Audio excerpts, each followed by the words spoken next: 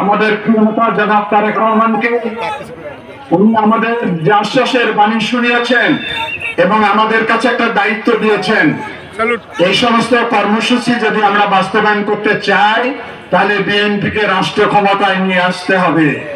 উনি বলেছেন জাগো বাহে তিস্তা বাঁচায়, আর বলেছেন জাগো বাহে বাংলাদেশ বাঁচায়। দেশ বাঁচাই, জাগো বাহে দেশ বাঁচাই, বাংলাদেশ বাঁচাই। দেশ বাঁচান। তা আমরা আমাদের পক্ষ থেকে আমাদের প্রিয় নেতাকে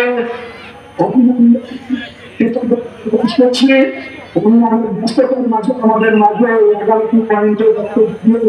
এবং চরাঞ্চলের মানুষকে উদ্বুদ্ধ করেছেন, আমাদেরকে সাহায্য জুগিয়েছেন, সেজন্য ধন্যবাদ জানাই।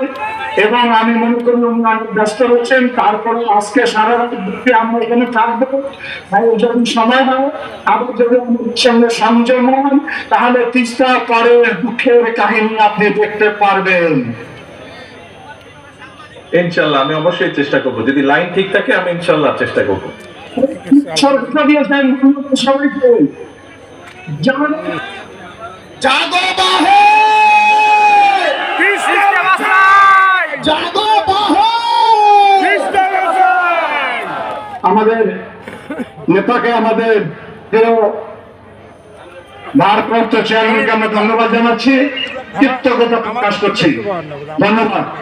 আপনারা কেউ যাবেন না, আমাদের এখানে সাংস্কৃতিক অনুষ্ঠান হবে, কেউ যাবেন না।